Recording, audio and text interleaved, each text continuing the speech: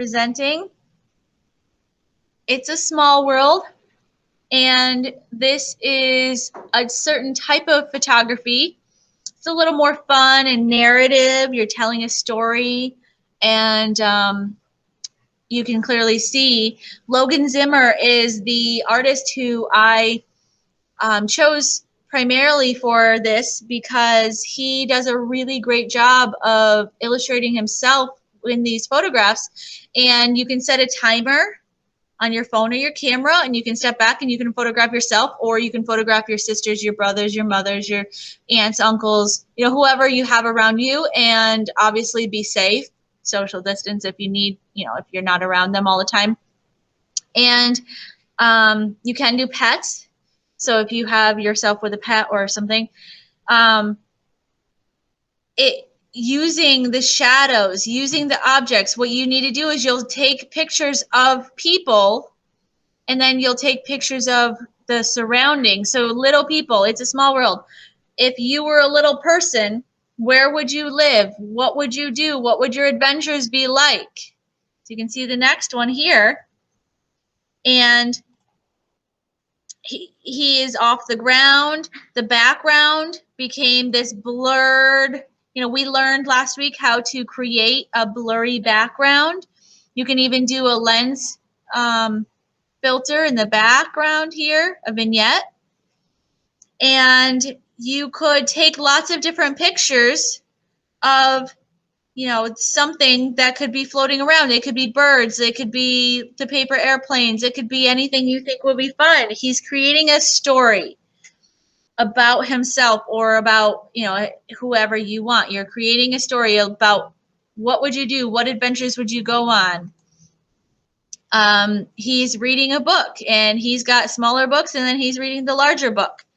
So you can merge anything. I will say, if you don't have a picture that you cannot find outside maybe, or you're not able to get somewhere and you're like, this would be really great to use. Say you need a picture of a watermelon and they're no longer in season.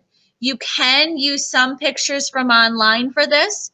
So it's up to you. Just make sure you get a very good quality photograph. Make sure the resolution is very high. And the majority of the pictures still need to be your own when we put them all together. The background, the objects in the foreground, and your the people. So here's another one coming out of the egg. You easily just take a picture with the cracked egg and then take a picture of your, and you can merge them together. Okay, one of my favorites. I really love how, you don't need to have many of them. They could be the same exact one. It actually looks like it is because of the way the ripping is. And he's just placed them in over and over and over.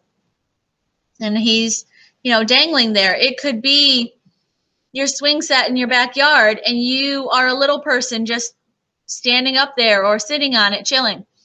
You're going down the slide. You're in your cupboard, scrounging for food. Another fun one, like he's flying away. So here's some other options.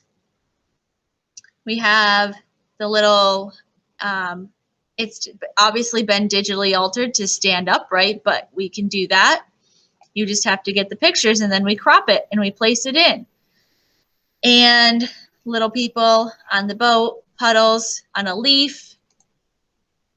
Another one with the little magnifying glass. And another one, like you could take a picture of your bike and or on your bike. Maybe you have a picture of you doing a trick on your bike, and then you take a picture of something that's really small. Maybe it's a handrail. Maybe it's, your cell phone. And then you're going to shrink yourselves down, or your sisters or brothers, whoever you do, your dog, shrink them down so that they become this surreal almost environment of little people. Okay, so I'm going to go to Photoshop, and I'm going to show you what you're doing today to practice for this.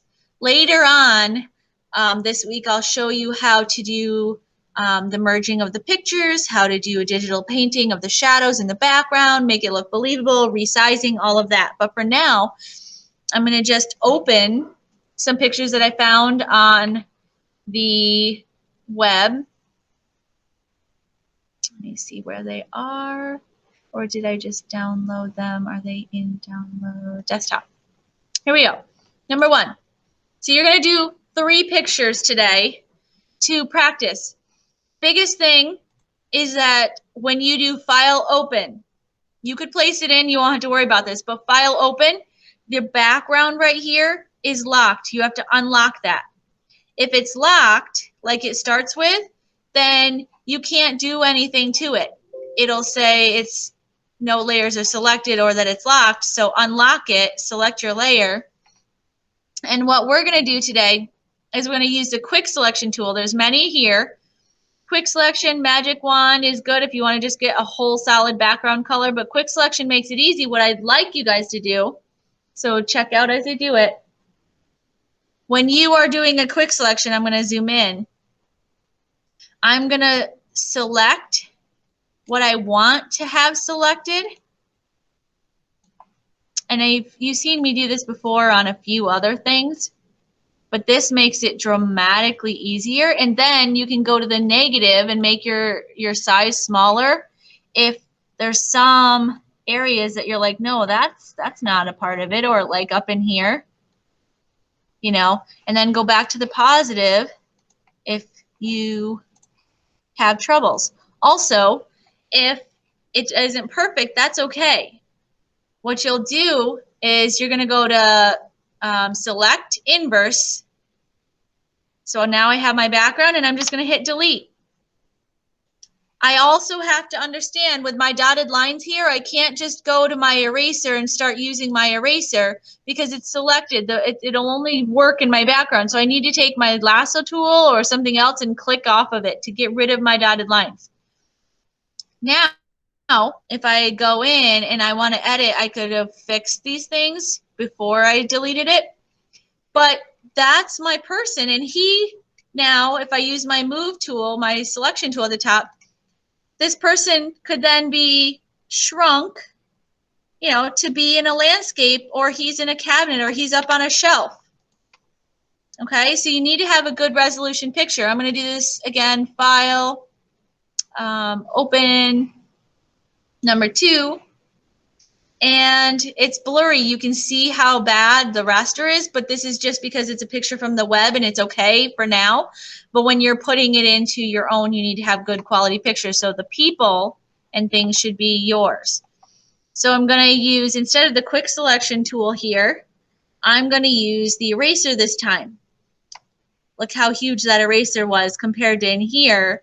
You can see the difference between how the same tool, this is a bad picture, that's why.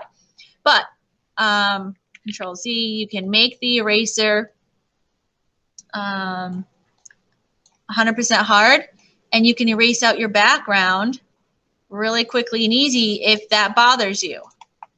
And then you can go in and you can make it smaller. Some people really like doing this themselves. I don't understand the appeal. They really enjoy it. There's something satisfying about this. But this is another option. Say you couldn't get the perfect area in. I'm going to come out here, zoom in, and see how bad this is pixelated, but it kind of even helps you to know, like over here and how to. So you'd have to go really small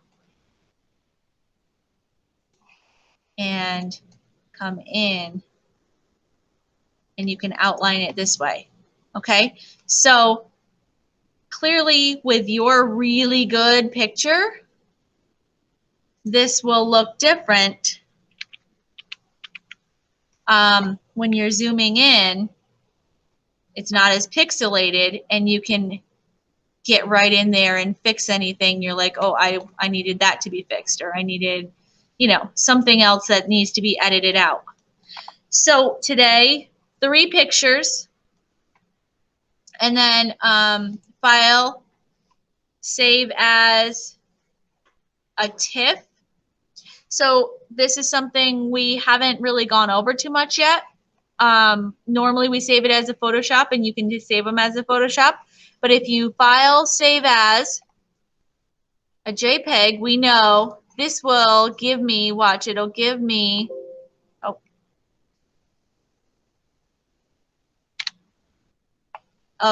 it puts a white background in there because a JPEG has to have a background. But if I file save as a TIFF,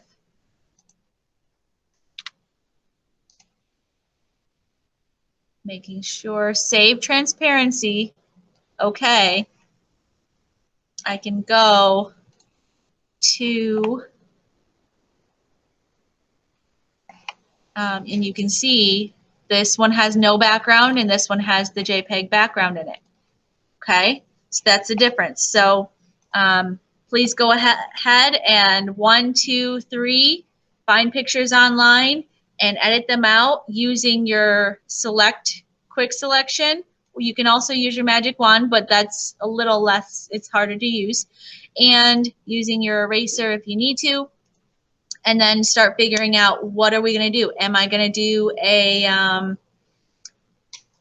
what are you going to do for your little people? What backgrounds are you going to need? What objects are you going to need? Where is it going to be set? And that type of a thing. All right.